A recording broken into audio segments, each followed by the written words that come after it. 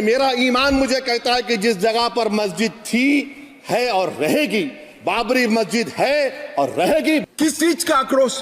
पूरा देश जब आनंद में डूबा है, भैया स्वागत कर लो, साथ में जुड़ जाओ, इसी से देश का भी भला है।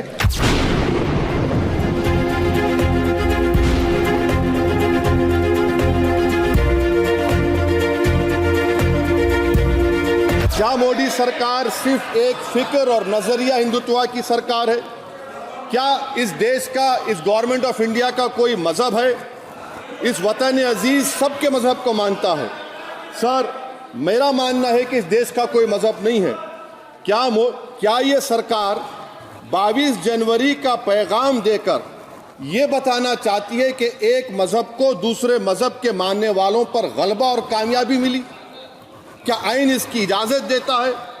क्या ये पैगाम आप जब ऐवान से दे रहे हैं तो 17 करोड़ मुसलमानों को आप क्या पैगाम दे रहे हैं, ये मैं आप पर छोड़ता हूं।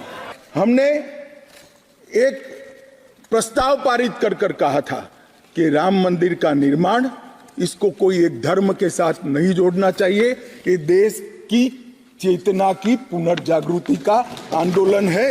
इसलिए हम राम जन्मभूमि को मुक्त कराकर, कानूनी रूप से मुक्त कराकर वहां पर राम मंदिर की स्थापना करेंगे। सर, 49 में धोखा हुआ, 86 में धोखा हुआ, 92 में धोखा हुआ, 2019 और 22 में भी इस ऐवान के जरिए हमको धोखा दिया जा रहा है। और अफसोस के साथ कहना पड़ता है सर कि मुस्लिम अक़लियत को हमेशा ये कहा गया कि तुमको भारत के शहरी बरकरार रहने के लिए एक बहुत बड़ी कीमत तुमको चुकानी पड़ेगी, और हम पर इल्जाम लगा दिया गया। सर, क्या मैं बाबर का स्पोक्स पर्सन हूं? क्या मैं जिना का स्पोक्स पर्सन हूं? क्या मैं औरंगजेब का स्पोक्स पर्सन हूं? किस चीज का आक्रोश? हम 1986 से कह रहे हैं कि हमारा भव्य राम मंदिर बनना चाहिए, संवैधानिक तरीके से। क्या सुप्रीम कोर्ट की 5 जजों की खंडपीठ के जजमेंट से आप वास्ता रखते हो या नहीं रखते हो? भारत के संविधान से वास्ता रखते हो या नहीं रखते हो?